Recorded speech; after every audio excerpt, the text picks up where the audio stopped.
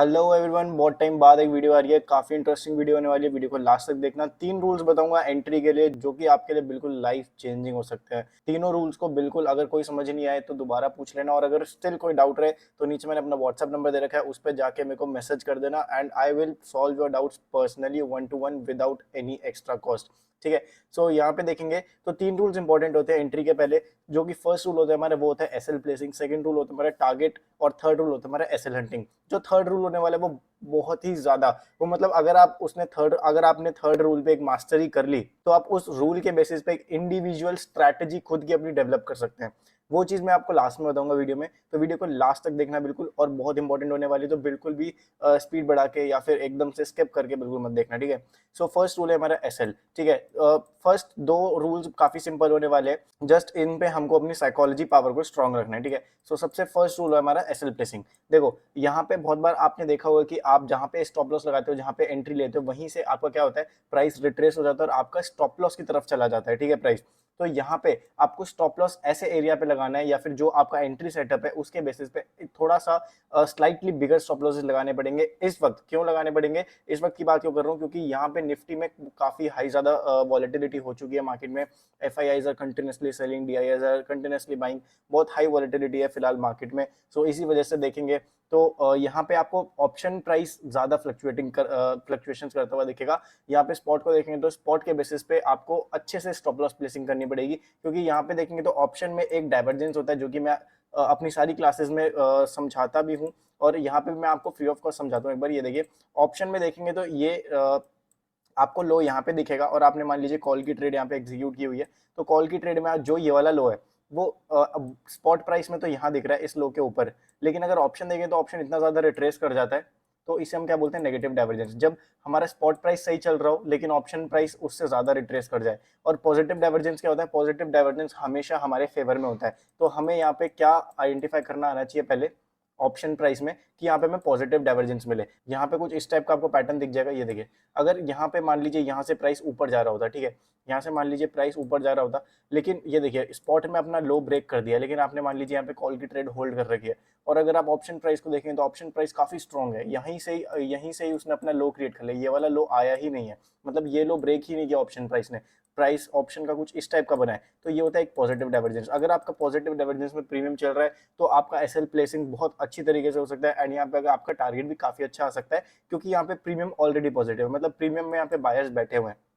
तो इस वजह से क्या होता है, आपको पॉजिटिव डाइवर्जेंस सबसे पहले आइडेंटिफाई करना आना चाहिए। किसमें आइडेंटिफाई करना, किसमें आना चाहिए, प्रीमियम प्राइस में, प्रीमियम के चार्ट में। सो आपको सबसे पहले कोई भी एंट्री लेने से पहले आपको क्या देखना है कि आपको स्टॉप लॉस एक प्रॉपर लॉजिकल स्पॉट प्राइस पे लगाना है, ना कि आपको ऑप्शन प्राइस पे लगाना है। देखिए अगर आप प्रॉपर स्पॉट प्राइस पे अगर अपना स्टॉप लॉस लगाते हैं तो इससे आपको 2 बेनिफिट मिलते हैं। पहला बेनिफिट ये कि आपका जो ऑप्शन प्राइस है वो क्या कर सकता है, बहुत बार अपना लो ब्रेक कर सकता है और आपका यहाँ पे स्टॉप लॉस लेके वापस अपनी डायरेक्शन में जा सकता है। ठीक है, तो उस चीज से आप बच जाओगे। क्यों? क्योंकि आप स्टॉप लॉस इसका फॉलो कर रहे हो, स्टॉप लॉस फॉलो कर रहे हो इंडेक्स का, कि आपको पॉजिटिव डाइवर्जेंस नोटिस होगा तब भी आपका फायदा है, नेगेटिव डाइवर्जेंस होगा तो आपका स्टॉप लॉस किसका है, स्पॉट प्राइस का स्टॉप लॉस है। ठीक है। सो ये एक अच्छा बेनिफिट होता है यहाँ पे, जो कि हमें यहाँ पे ऑप्शन बाइंग में बहुत अच्छी तरीके से देखने को मिलता है। ठीक है।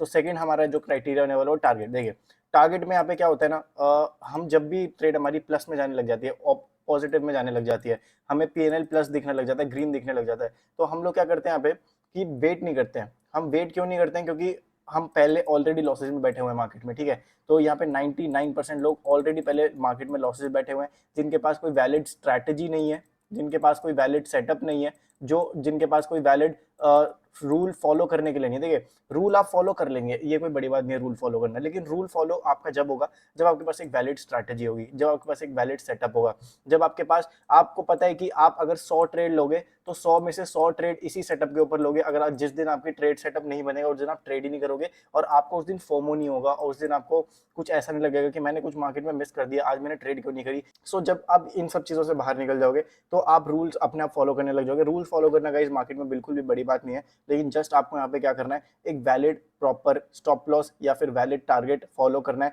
और आपको एक प्रॉपर एक सेटअप होना चाहिए, आपके पास एक प्रॉपर स्ट्रैटेजी होनी चाहिए जो आपकी खुद की डेवलप की हुई हो सकती है, या फिर आप मेरे से पूछेंगे तो मेरी बायर सेलर साइकोलॉजी के हिसाब से स्ट्रैटेजी है जो कि मैं सब लोगों को समझाता भी हूँ, और उसमें कुछ मॉडिफिकेशंस करके आप अपने कस्टमाइज करके उस स्ट्रैटेजी को अपना भी बना सकते हैं। लेकिन उसके लिए आपको क्या करना पड़ेगा, सिंपल पहले बायर और सेलर साइकोलॉजी पे जो मैंने फ्री वीडियो यूट्यूब पे डाल रखे हैं उसको आपको देखना पड़ेगा, सारी वीडियोस को। उससे क्या होगा कि आपको एक दिमाग में क्राइटेरिया या फिर थॉट्स आएंगे बायर और सेलर की साइकोलॉजी किस तरह से मार्केट में वर्क करती है। सो उससे क्या होगा, तो आपको आगे बहुत सारी चीजें समझने में काफी बहुत ज्यादा आसान होने वाली है। और अगर मैं अपनी खुद की स्ट्रैटेजी में बात करूं, सो अगर आपको मेरी स्ट्रैटेजी सीखनी है तो आप क्या कर सकते हैं, इस नंबर पर आप मेरे को कॉन्टैक्ट कर सकते हैं, मैं आपके साथ स्ट्रैटेजी शेयर जरूर कर सकता हूँ। यहाँ पे देखेंगे तो फर्स्ट हमने एसएल की बात कर ली, सेकंड हमने टारगेट की बात कर ली। टारगेट हमें थोड़ा सा यहाँ पे अच्छा रखना पड़ता है। टारगेट अच्छा क्यों रखना पड़ता है, हमें मिनिमम यहाँ पे 1:1 या फिर 1:2 का रेशियो रखना पड़ता है if you are a beginner.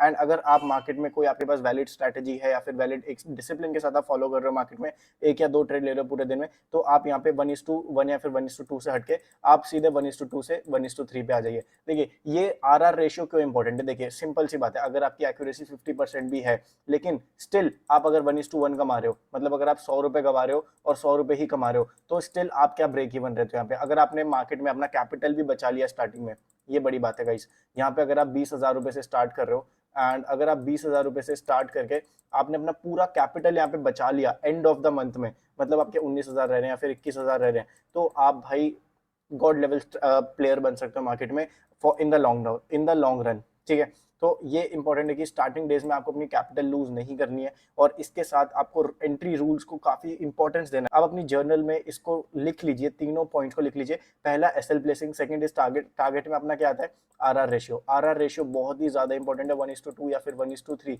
Minimum. Third is SL hunting, SL hunting काफी इंपॉर्टेंट व्यू है, एसएल हंटिंग बहुत ही इंपॉर्टेंट पार्ट है इस वीडियो का, तो बहुत ध्यान से सुनना। ठीक है, तो एसएल हंटिंग में हमें क्या देखना है, यहाँ पे हमें एंट्री कहाँ पे लेनी है। आप अपना जैसे अभी आप लोगों के पास अगर सेटअप नहीं है, तो आपको अगर सेटअप डेवलप भी करना है तो एसएल हंटिंग आपको आनी ही चाहिए। क्यों, क्योंकि आपको एंट्री सेटअप्स कैसे होने चाहिए। अब मैंने बोल दिया कि आपको स्ट्रैटेजी डेवलप करनी पड़ेगी, लेकिन स्ट्रैटेजी कौन बताएगा, स्ट्रैटेजी मैं बताऊंगा गाइस। यहाँ पे देखिए, यहाँ पे अगर आपको अपनी एंट्री सेटअप देखने हैं तो एंट्री आपको लेनी कहाँ पर है, जहाँ पर सबसे ज्यादा मार्केट में स्टॉप लॉस है। ये देखिए मैं आपको एग्जांपल दिखाता हूँ, मैं आपको 2 से 3 दिन का बैक टेस्टिंग दिखाऊंगा। ये देखिए सिंपल बैक टेस्टिंग दिखाऊंगा, कोई इसमें मैं बना नहीं रहा, मार्केट जिस हिसाब से मूव करिए मैं उसी हिसाब से बता रहा हूँ। मेरे प्रूफ्स आप लोगों को यहाँ पे टेलीग्राम पे मिल जाएंगे। ये देखिए यहाँ पे देखेंगे तो लोअर लेवल्स पे, ये मैं कल की मार्केट दिखा रहा हूँ, यहाँ पे बाइंग आई है। ठीक है, बाइंग हुई अच्छी खासी। ठीक है, उसके बाद मार्केट फ्लैट क्लोज हो गई, उसके बाद प्राइस क्या खुला, गैप डाउन। देखिए अब यहाँ पे हमारे 3 केसेस बनते हैं, हमें नहीं पता कि आगे प्राइस गैप डाउन खुलेगा, गैप अप खुलेगा या फिर फ्लैट खुलेगा।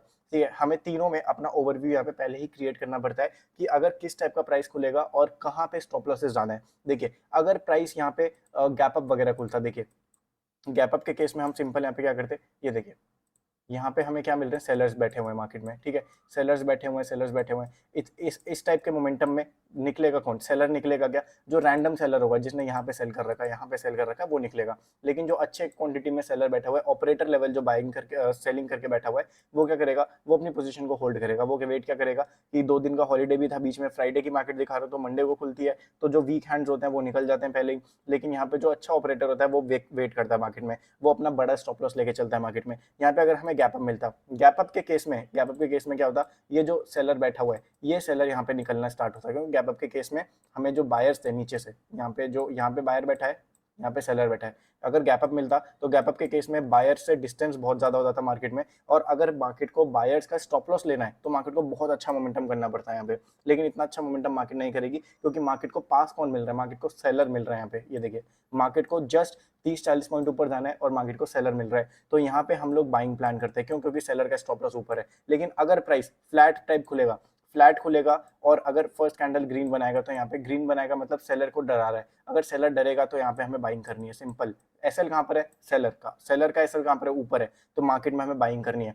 यहाँ पे देखिए मार्केट आज क्या खुला, गैप डाउन खुला। गैप डाउन के केस में सिंपल स्ट्रैटेजी है, गैप डाउन के केस में कौन डरेगा, यहाँ पे सेलर अच्छा खासा प्रॉफिट में बैठा रहेगा, लेकिन गैप डाउन के केस में जो यहाँ पे बायर बैठा है वो क्या करेगा, यहाँ पे डरना स्टार्ट होगा। जैसे ही बायर डरना स्टार्ट होगा, हमें क्या करना है, मार्केट में सेल करना है। यहाँ पे देखिए मार्केट खुला, रिट्रेसमेंट आई, रिट्रेसमेंट के बाद प्राइस अपने क्लोजिंग प्राइस तक भी नहीं पहुंचा, यहाँ पे फेलियर के बेसिस पे हम क्या करेंगे, सिंपल जैसे ही प्राइस अपना लो ब्रेक करा वैसे हमें यहाँ पे सेलिंग की ट्रेड लेनी है। ये सिंपल एसएल हंटिंग का फॉर्मूला है, ये जस्ट मैंने आपको ओवरव्यू दिया है। ये जब जस्ट इस टाइप की स्ट्रैटेजी नहीं कि गैप गैप डाउन खुला तो सेल कर दिया, गैप अप खुला तो बाय कर लिया, फ्लैट खुला तो हमने फर्स्ट ग्रीन और रेड देख के हमने यहाँ पे कलर ट्रेडिंग कर ली। इस टाइप का कोई भी स्ट्रैटेजी नहीं है, ये जस्ट मैंने आपको ओवरव्यू दिया है कि आपको किस टाइप से आपको आगे अपना प्लान बनाना चाहिए, एसएल हंटिंग पे आपको कैसे वर्क करनी चाहिए। इसका मैंने पूरा ब्रेकडाउन अपने एक सिंपल वीडियो में बता रखा है और पूरी स्ट्रैटेजी सिर्फ आपको मैंने 6 से 7 दिनों के अंदर समझा रखी है। इस नंबर पे आप मेरे को कॉल कर सकते हैं फॉर दैट स्ट्रैटेजी। एंड अगर आपको अपनी स्ट्रैटेजी भी डेवलप करनी है तो आप इस नंबर पे मेरे को व्हाट्सएप कर सकते हैं, मैं आपको फ्री ऑफ कॉस्ट यहाँ पे गाइडेंस प्रोवाइड करने की कोशिश करूंगा।